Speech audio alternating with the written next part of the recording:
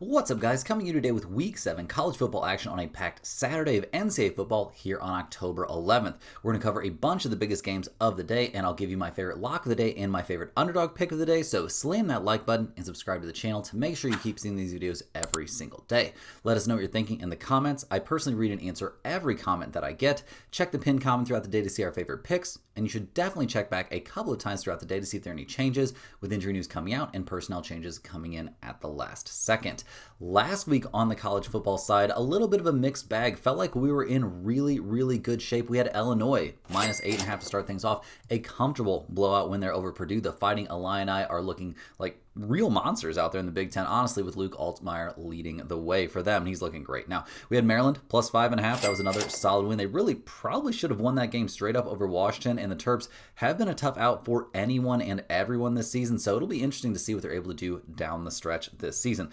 Unfortunately, we were on UTSA at minus 6.5. Pretty much a no-show performance there from the Roadrunners as they straight up lose to Temple. Not sure what kept them from putting in a better effort, but that was sad stuff they put out there on the field last week. We also had Vanderbilt plus 11.5, and guys, that one stung. The Commodores jumped out to a first quarter lead, then went into halftime tied up at 14 apiece before getting shut out there in the second half by Alabama, giving up 16 points to crush our hopes and dreams and not get us the cover. So yeah, pretty devastating stuff to go into halftime with a lead, or tied up, at least go into the second quarter with a lead and then just fall apart completely there in the second half. If they could have put up one touchdown in the second half, we'd have been fine. But a tough loss there on Vanderbilt. Not our best week, obviously. We did have some baseball plays mixed in there as well that helped out a lot, but we're going to look to have a better one this time out. Tons of games to look at here, obviously, on a loaded college football Saturday. So let's go ahead and dive in right here, right now. We're going to be looking at the Pittsburgh Panthers as they go on the road to take on the number 25 Florida State Seminoles. The Panthers come into this game fresh off a big blowout, 48-7 win there over Boston College. They needed that one after losing at West Virginia and against Louisville. Now, in that win over Boston College, obviously the Boston College Eagles not really a monster squad so far this season. Pitt got to do pretty much whatever they wanted. Holstein even got some passing attempts in there, but yeah, the passing game looked much better there under Mason Hinschel. He comes into the into this one fresh off 4 touchdowns and 323 yards last week. The running game was also looking very solid, so really no problems there offensively for the Panthers, who also didn't turn the ball over a single time in that game. Defensively, they were dominant, obviously giving up only 189 passing yards, getting an interception in that game as well, and completely stopping the running attack while also gathering a couple fumbles in that one too. So really a dominant day there for Pitt. Now, obviously they're playing against a bad opponent. It's going to be a little bit different. It's a step up in competition this week, but they did show some really good stuff there last week. They're 14th in the nation in passing yards per game. They're 37th in points against and 12th in points per game. Like, this team, a lot of positives. So we'll see what they can do here going on the road to take on the Seminoles.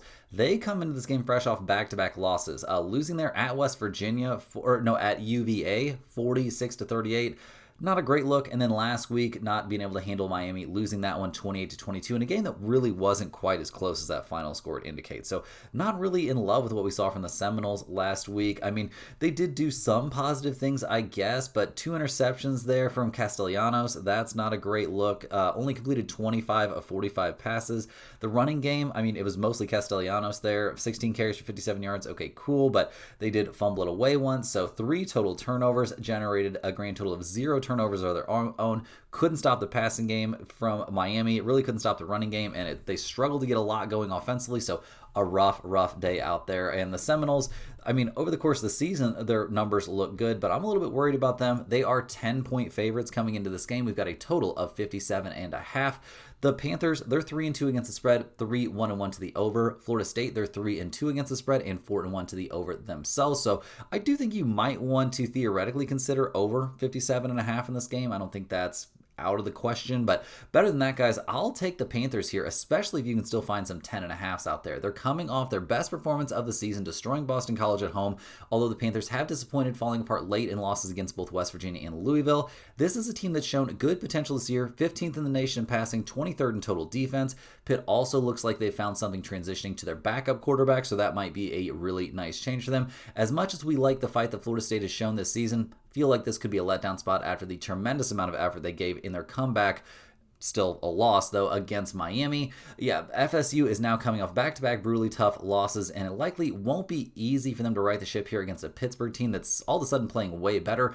Will Pitt win this game straight up? Maybe not, but keeping that to single digits definitely feels very realistic. Next up, guys, a little bit off the beaten path, we're going to be looking at the Air Force Falcons as they go on the road to take on the UNLV Rebels. Now, Air Force is only 1-4 on the season. While they've put up some big, gaudy offensive numbers, it hasn't resulted in wins. Last week, they lost 34-31 at Navy. Week for that, they lost against Hawaii. Week for that, they lost against Boise State. Like, you can kind of see the direction this is going. Now, in that 34-31 loss in a rivalry game against the Navy midshipmen, we didn't love what we saw from Air Force overall. I mean, the passing game, like, basically they've got one good player, and yeah, a good starting quarterback is great, and he can move the ball on the ground too. That's great. He had 4 touchdowns in the game.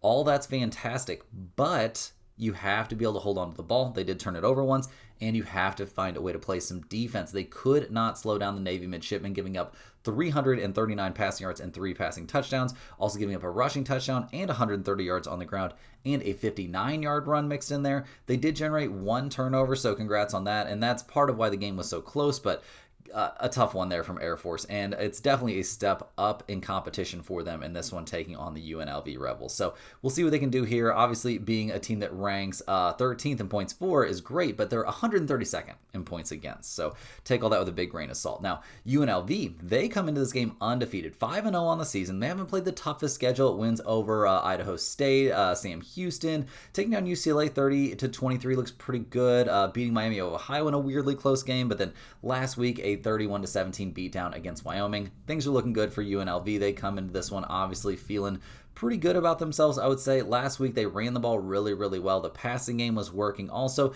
Not like a juggernaut level performance here from them offensively, but they do get the job done, and defensively, they looked pretty good as well. Now, over the course of the season, their numbers looking pretty solid. 31st in points per game, 86th in points against. That's not great, but their rushing numbers are really, really respectable, and that can be a big factor in these games against a team that you're able to overmatch. So, looking at the numbers here, guys, UNLV, they're up to -7 now. We've got a total of 64.5.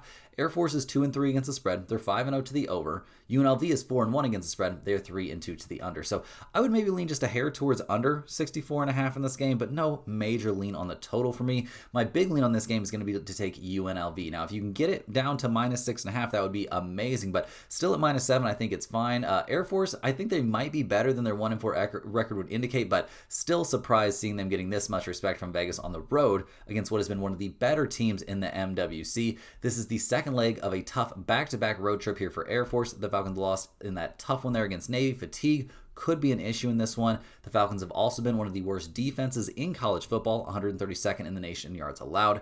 UNLV is the last remaining unbeaten team in the Mountain West. We like the direction this program is going under their new head coach Dan Mullins and Virginia transfer quarterback Anthony Colandrea.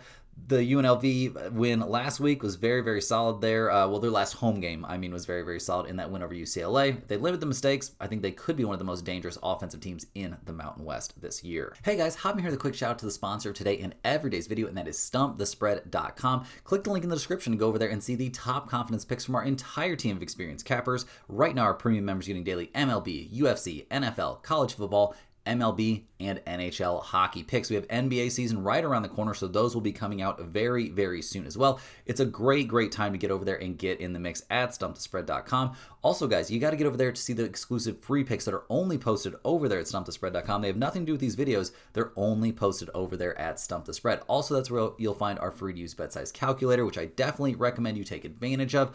Guys, you also need to get over there to StumpTheSpread.com and sign up for our free email newsletter. It's super easy. You click the link down in the description. That takes you to StumpTheSpread.com. You click the login button and you'll set up a new account. It's totally free. All we need is your name and your email address. That is it. And you'll get one email straight to your inbox or your spam folder. So check your spam folder every single day. It'll have at least one free pick in it, oftentimes 2, 3, 4 free picks, information on niche sports betting like golf, NASCAR, WNBA, all kinds of great resources in there every single day. Parlays are also included in those emails as well. So definitely get over there, get on that email list. It's a great resource for any serious or even not that serious sports bettor. It's just a fantastic thing to look at every single day, get you off to a good start. Also, guys, if you're looking for the premium picks, that's where you'll find them, is over at stumpthespread.com. We have a team of experienced experts over there covering every single major sport, and each guy on that team has over a decade's worth of experience. Tons and tons of work is going into those plays every single day. A crazy amount of data points are being taken into consideration, some very sophisticated tools and algorithms to analyze just a crazy amount of data points on all those games. You definitely want to get in the mix on those, guys. It's a great resource, and especially now with so many sports going on, it's just a fantastic resource to look at. Now, in terms of our results, we did have a little bit of a rough week last week in college football. Now, it wasn't a disaster, obviously, but it's not what we're looking to bring you guys. It was a 3-4 week overall. Western Kentucky was a win. New Mexico was a 1-unit play. That was a tough loss, but that was still a profitable Friday of college football there for us.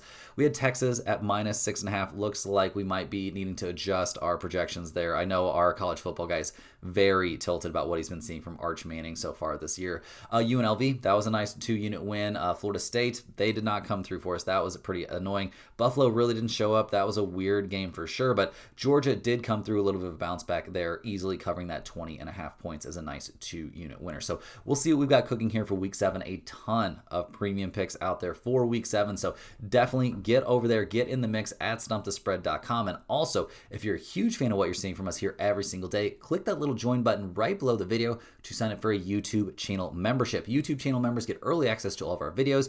They get their name up on screen in every single video, but maybe more importantly, guys, they get access to our members only giveaways. We give away one Stump the Spread hoodie here every single week. The next giveaway will be on the 13th, so it's coming up very, very soon. We spin a big wheel with the name of every single channel member on that wheel, and whoever it lands on gets a free hoodie mailed straight to their mailbox. So definitely get in on that if you're interested, guys. But we got to go ahead and dive back in. We've got a ton more games to cover here on a very busy Saturday. And next up, we're going to be doing a deep cut here. We're looking at the Old Dominion Monarchs as they go on the road to take on the Marshall Thundering Herd. Old Dominion comes into this game actually playing pretty well. They're 4-1 on the season. Their only loss was against number 20 Indiana. Competitive loss too. They lost that one 27-14, so they were in it. Since then, they've just been running roughshod over everyone they face, destroying NCCU, blowing out Virginia Tech 45-26 in a nice road win there, taking down the Flames there of Liberty, and then last week, guys, taking down a not that terrible Coastal Carolina team. So yeah, a lot of positives for Old Dominion coming into this game in that win over Coastal Carolina. We liked. They put up 47 points. Loved what we saw there from Colton Joseph, 315 yards and 4 passing touchdowns. The running game was also looking great. Colton Joseph ran one in as well. So yeah, just very, very good stuff out there. Nothing looking bad out there. Nothing looking bad out there at all. The running game was very, very good, and yeah, I mean, the defense was dominant, giving up 7 points, had an interception, only gave up 108 passing yards. Like, it doesn't get a whole lot better than that. They also generated a fumble. Like, this team is looking very, very legit. They're 14th in the nation in points against, 37th in points for. They're 7th in rushing yards. Like, I don't have a lot of bad stuff to say about Old Dominion right now. They're taking on a Marshall team that has not had the easiest of seasons. Week 1, they got destroyed in, a scheduled loss there against Georgia. But then the next week, they lost 21-20 against newcomer to the college football big-time scene there in Missouri State. They did beat EKU. They did beat MTSU, but then lost last week against the Ragin' Cajuns of Louisiana in a crazy double overtime 54-51 loss. So we'll see if they've got a bounce back in them here against, a quite a bit better team. In that loss, obviously the numbers are going to look good, but you got to keep in mind they came up with these numbers in double overtime, not in just a regular game. Like 138 yards rushing, cool, and 2 rushing touchdowns, cool. But yeah, they also fumbled the ball away once, didn't give up any interceptions, so I guess that's a good look. But defensively, obviously they got shredded. I guess they did have generate a couple turnovers, but they couldn't stop the run, couldn't stop the pass necessarily, and yeah, a pretty rough day against a pretty rough opponent. So we'll see what they can do in this one. I'm not super high on their season-long numbers either. I mean, 120th in the nation in passing yards, 117th in points against. Look at the numbers for this game. Marshall, they are getting 14.5 points at home. We've got a total of 56.5 in this game.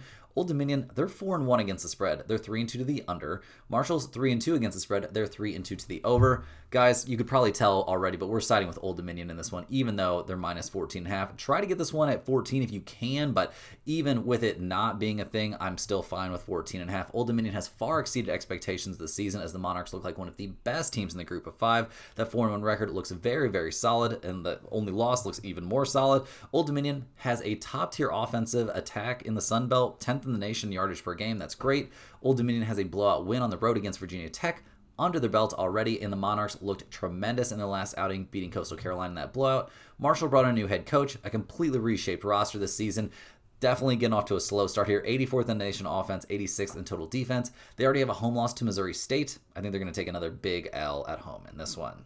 Next on the docket, guys, we're looking at one of the biggest games of the day. We've got number 7 Indiana going on the road to take on number 3 Oregon. Now, Indiana, the Hoosiers, they come into this game undefeated, 5-0 on the season. They've got a big win already over Illinois, a win that keeps looking better and better, by the way, and they blew out Illinois in that one. Last week, they took down Iowa 20-15 in what might have been a bit of a look-ahead spot, honestly, with this big game against Oregon looming, but they do come away with the win. The defense played great, and offensively, honestly, Mendoza wasn't terrible. He did get picked off once, but had a couple touchdown passes, 233 yards to the air.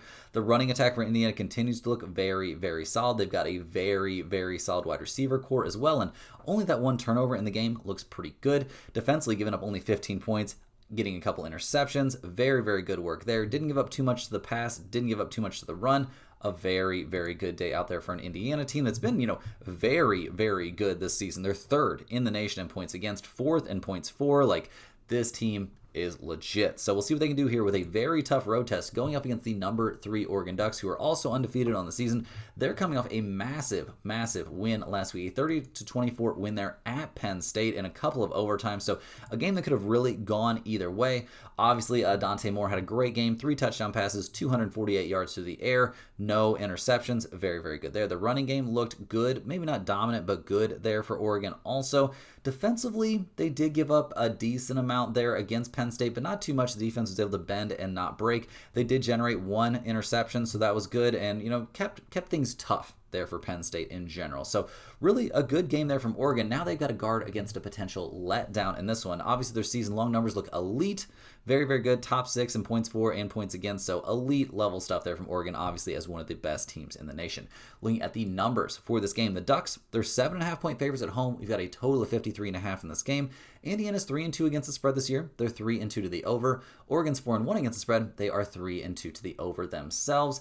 Am I interested in taking over 53.5 in this game? That seems like a big number. I would maybe shade slightly towards the under, but really, guys, my main lean on this one is going to be the Indiana Hoosiers getting 7.5 points. Going to be a tough road test for them for sure, but getting this high-powered offensive squad with over a touchdown against practically any opponent feels like decent value. Indiana has shown elite play on both sides of the ball, 5th in the nation in both offensive output and total defense. Oregon also strong 9th and 7th in those statistics. We loved Indiana's addition of Cal transfer there, Fernando Mendoza, and that addition to the in the offseason made a big difference for the Hoosiers. This is a potential letdown spot for Oregon coming off that big emotional overtime win on the road against Penn State. I expect this to be a highly competitive contest, and when you've got a close game, getting over a touchdown, you got that hook on there as well. Seems like a great, great value. Rolling right along here, guys, we're looking at the Wake Forest Demon Deacons as they go on the road to take on the Oregon State Beavers. Now, Wake Forest, they're 3-2 on the season, beating Kennesaw State, beating WCU, losses at NC State, and a 1-point loss against a very tough number 16 Georgia Tech team. That was a little bit brutal, but then they bounced back quickly, a 30-23 win at Virginia Tech last week. I think this Wake Forest team is looking okay. I'm not looking super down on the Demon Deacons. Not a program that's known for being great at football, but yeah, last week, loved what we saw from Robbie Ashford. He was picked off once, but had a very solid day throwing the ball other than that. The running game wasn't, didn't have one big standout star, but they did generate some decent rushing, and, the wide receiver group looks good. They only had that 1 turnover, so pretty good stuff there, playing on the road in a pretty tough environment. They did a great job limiting the passing game there of Virginia Tech and had an interception there, so the defense looked good. Held the running game not fully in check, but at least slowed it down a little bit. So overall, not a bad day on in the office there for Wake Forest. And yeah, over the course of the season, they're 86th in points for, which isn't great, but 59th in passing yards, 52nd in points against. The defense looking pretty good. So we'll see what they can do here. They go on the road to take on Oregon State. Now the Beavers have had a nightmare of a season. They're 0-6. They just lost last week at Appalachian State. They've lost to Houston, Oregon in a blowout, Texas Tech in a blowout, lost to Fresno State, and opened their season with a 34-15 loss against Cal. Last week at Appalachian State, losing 23-27, not a good look. They got shut out there in the first quarter, and yeah, only came with a safety there in the fourth quarter. The passing game looked, they got a lot of yards, 358 yards, 2 touchdowns, but also 2 interceptions. The running attack didn't really get going. A total of 3 turnovers for them in this game. Trent Walker's looking like a monster wide receiver, but other than that, I'm starting to wonder where their offensive weapons really are. Defensively giving up 27 points against Appalachian State. Doesn't look amazing. They couldn't stop the pass. They couldn't stop the run. They also couldn't generate any turnovers. A brutal day out there for Oregon State, and they look like one of the worst teams in college football right now. 121st in the nation in points per game, 127th in the nation in points allowed per game. It's not looking good. So looking at the numbers here, guys, we see that Oregon State, they're getting 3 points at home. We've got a total of 50.5 in this game. Wake Forest is 3-2 against the spread, 3-2 to the over. Oregon State, they're 1-5 against the spread. They're a 500 over-under team. No shocker here, guys. We're going to take Wake Forest here. -2.5 if you can find it, but -3 is fine with me. They've quietly been trending in the right direction, nearly upsetting Georgia Tech as a massive underdog. A solid 30-23 win like we were talking about against Virginia Tech in their last outing. Given that Wake Forest has shown Wake Forest has shown us in recent weeks, we expect this to be a team that continues to be a thorn in the side of the competition in the ACC. The Demon Deacons will go outside of league play in this one, and although the travel could play a factor going to Oregon State, it is a long flight. No denying which one of these teams is playing better right now. Oregon State, they've been terrible, still, without a win. We'll give a little leeway to the Beavers. They've had a bit of a tough schedule, but not that tough. And Oregon State has been a consistent underperformer this year. A lot of that comes down to inconsistency on both sides of the ball. 94th in offense, 118th in the nation in total defense. Definitely give me Wake Forest on the road in this one. Rolling right along here, guys, we're looking at the Nebraska Cornhuskers going on the road to take on the Maryland Terrapins. Nebraska comes into this game 4-1 on the season. They got a nice 38-27 win over Michigan State last week. That was a bounce back after losing 30-27 against Michigan, which Michigan looking like a pretty solid team, so that's not a terrible loss. In their win over Michigan State, we liked what Nebraska was able to do in the running game, at least a little bit. Passing, Dylan Raiola, I don't know if I'm super high on this guy. 1 interception, 1 touchdown, 194 yards, 16 of 24. Not exactly a monster day, and didn't do much with his legs either. The receiving group looks okay, I guess, but overall, not a great day defensively either. Couldn't stop the running attack. They did do a good job in the secondary, I suppose, but struggled once Michigan State switched it up there at quarterback. So we'll see what happens this week. Nebraska, over the course of the season, has been a pretty good team offensively, obviously, but doing a lot of that damage against bad opponents. And then defensively, they've been excellent. So we'll see what they've got on board here to go on the road against Maryland, who just took their first loss of the season, a 24-20 loss against Washington, a game they definitely could have ended up winning. They've beaten Wisconsin already this season, beat FAU to open their year. Maryland's looking pretty freaking good. I do have to admit it. Malik Washington, a good game if it wasn't for that 1 interception, but 1 touchdown pass, 219 yards through the air. The running game for Maryland probably could have used a little bit more attention there. Defensively giving up only 24 points against Washington is very impressive. Limited the pass, limited the run, and generated a turnover. So, not a bad day there for Maryland. Over the course of the season, they've been a very solid defensive team, decent offensively, and great through the air. So, a lot of positives for the Terrapins, who are getting 6.5 points at home in this game. We've got a total of 47.5. Nebraska's 2-3 against the spread. They're 4-1 to the over. Maryland's 3-2 against the spread. They're 4-1 to the under. Guys, I love Maryland getting 6.5 points in this one. They continue to not get very much respect from the odds makers, despite outperforming expectations through the first half of the regular season. Although Maryland couldn't get the job done late in their last outing, they still covered in their 20-24 loss against Washington. Maryland is ahead of schedule with freshman quarterback Malik Washington, and if he sticks around, he could be a pillar for the Terps to build around for a number of seasons. Maryland has actually been better on the defensive side of the ball, 41st in the nation in yards allowed, and that's been a big difference maker for the Terps during their 4-1 start. Nebraska's found themselves in consistently close games in their tougher matchups, and we see this trend definitely continuing here for the Huskers in this game. Next up, guys, we've got another blockbuster game. We've got the Florida Gators going on the road to take on number 5 Texas A&M. Florida, they come into this game fresh off a desperately needed 29-21 win over then number 9 Texas. Looking like Texas may be getting a little bit overvalued here in the early goings. Now, over the course of the season, the Gators have played a very, very tough schedule, and it doesn't get any easier in this one. Welcome to the SEC, guys. So we'll see what they can do in this one. Obviously, that win against Texas, they looked very, very good. a solid day out there from Lagway, guys. Almost 300 passing yards, 2 touchdowns, 1 interception. The running game also looked very, very good. Really no complaints except for those couple turnovers. Those couple turnovers were not great. Arch Manning having a rough day out there for Texas, so hats off to the Gators defense, I suppose. They also really slowed down the running attack, so that was a good look. But overall, very, very solid work out there from Florida, a team that's, had a rough time this season. Now, we'll see what they can do going on the road against undefeated Texas A&M. The Aggies are 5-0 on the year, a blowout 31-9 win against Mississippi State last week, a nice 16-10 win against Auburn, a very good 41-40 win over a tough Notre Dame team, and that was at Notre Dame. So, yeah, the Aggies cruising right now in that win against Mississippi State. Really nothing to complain about. I guess 1 interception there from Marcel Reed, but the running game very much online. Ruben Owens II looking like a monster with his 142 yards. No turnovers besides that 1 interception, and defensively generating 2 turnovers and only giving up 9 points. That is crazy work. So looking at the numbers here, guys, Texas A&M, they are 7.5-point favorites. We've got a total of 47.5 in this game. Florida's 2-3 against the spread, 4-1 to the under. Texas A&M's 2-3 against the spread, 3-2 to the over. I'll be taking the Aggies here at -7.5. Florida's been a tough team to figure out this year, given their poor showings and losses against USF, LSU, and Miami, but they looked a lot better last week against Texas with that 29-21 win we were talking about. Their offense has had its issues, ranking 92nd in the nation in yards and 100th in rushing. Yeah, Florida has also been bad on the road, scoring 10 points in a loss at LSU and 7 in their loss to Miami. Texas A&M has been one of the top performers in the SEC so far this season. They proved they could beat a solid opponent in convincing fashion, beating Mississippi State in their last outing and pretty much a blowout. Texas A&M's road win over Notre Dame, also a very good resume builder. The Aggies, definitely a monster team, putting up 488 yards there against Notre Dame's defense.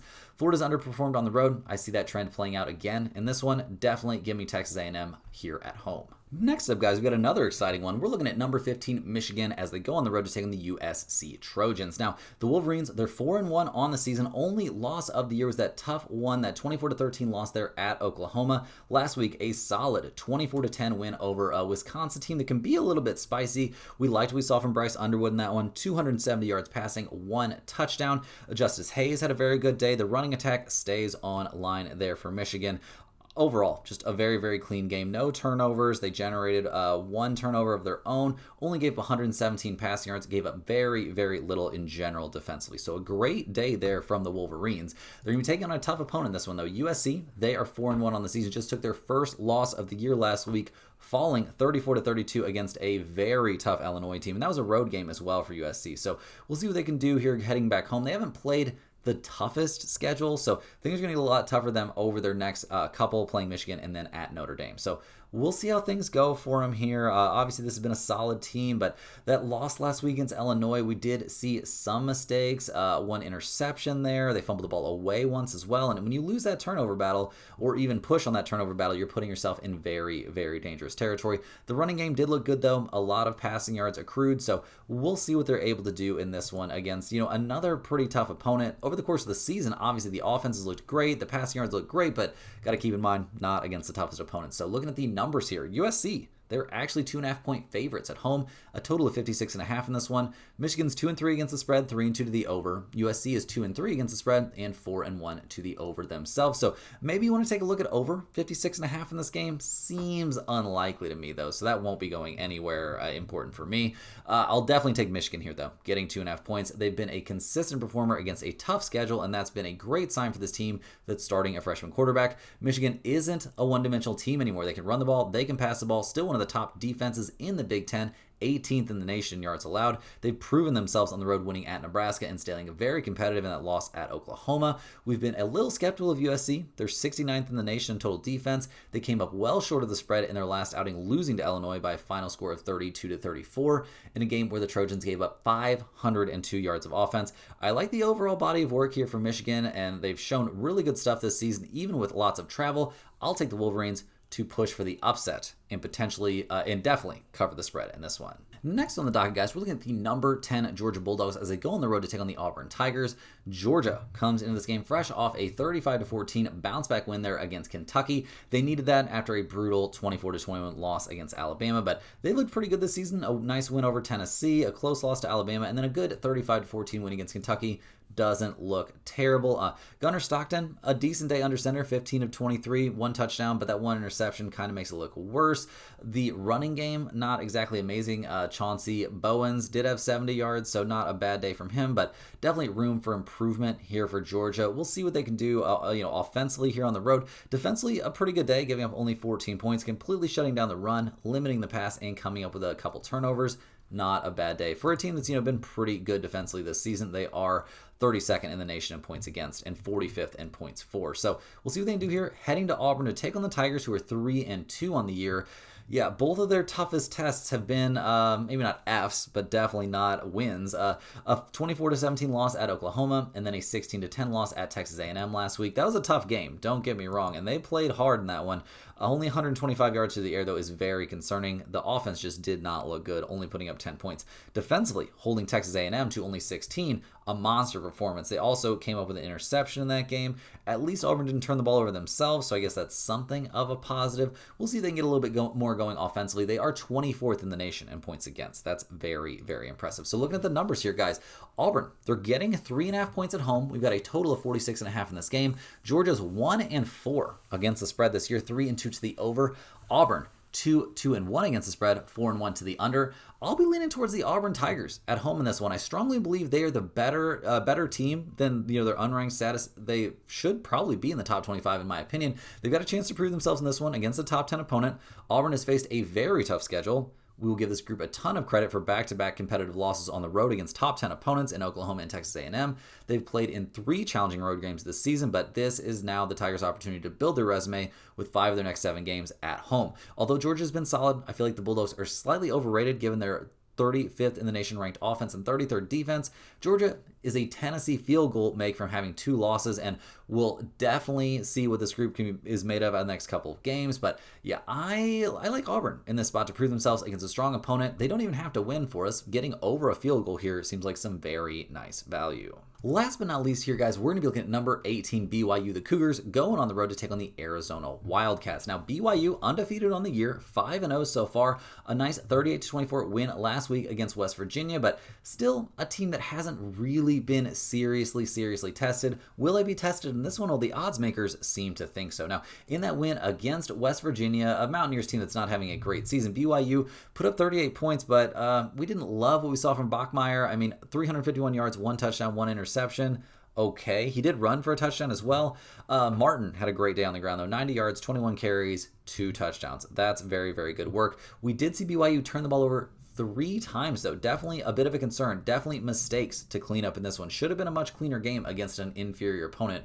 They did do a great job defensively, though. A couple interceptions. That was good. Giving up 24 points. Doesn't look great, but they completely shut off the passing game. Tried to slow down the run. They didn't have quite as much success there, but BYU did play well, and they're undefeated for a reason, guys. They're 80th in the nation in passing yards, but 15th in rushing, 6th in the nation in points against, and 26th in points for. So a lot of positives for BYU as they go on the road here to take on the Arizona Wildcats, who, yeah, they've had some interesting games coming off a blowout 41-13 win against Oklahoma State last week. The week before that, they lost at number 14 Iowa State 39-14, not keeping that game super competitive. So we'll see what they can do in this one. Last week against Oklahoma State, definitely some positives. I mean, 5 touchdown passes is great. They also managed to get picked off twice, though. And keep in mind, they were going against Oklahoma State. Turning the ball over 3 times against a terrible opponent does not show me a very disciplined team. The running game wasn't really the focus, and they didn't get that much done on the ground, obviously, but we'll see. I mean, Arizona, definitely a team that wants to air it out. We'll see what airing it out here against BYU results in. Now, defensively, obviously, they dominated Oklahoma State, but that's not too impressive. More impressive, they are 18th in the nation in points against this year, so that is very solid. Now, looking at the numbers for this game, Arizona, they're getting 1.5 points at home. We've got a total of 47.5 in this game. BYU's 3-2 against the spread, 3-2 to the under. Arizona is 4-1 against the spread, 4-1 to the under. Do we want to take under 47.5 in this game? I do not. Arizona, BYU, both teams more than happy to throw it, especially Arizona. I won't be taking the under in this game. I don't know if I'll be taking the over either, but definitely not an underplay. I will certainly, though, take BYU here -1.5. We were a little skeptical of BYU coming into the season given their starting quarterback transferred late to Tulane, but the Cougars have been better than expected under a freshman starting quarterback. BYU has put up great numbers on both sides of the ball through their 5-0 start this year, ranking 27th in offense and 8th in total defense. BYU has also proven that they can get the job done on the road, winning at East Carolina and Colorado. Arizona's been a bit better than expectations as well through their 4-1 start, but the Wildcats are lacking a standout resume-building win. In their toughest test, Arizona came up well short against Iowa State, losing to the Cyclones 14-39. I feel like BYU has a much higher ceiling on both sides of the ball, and we like the Cougars to come through with a comfortable win and cover in this one.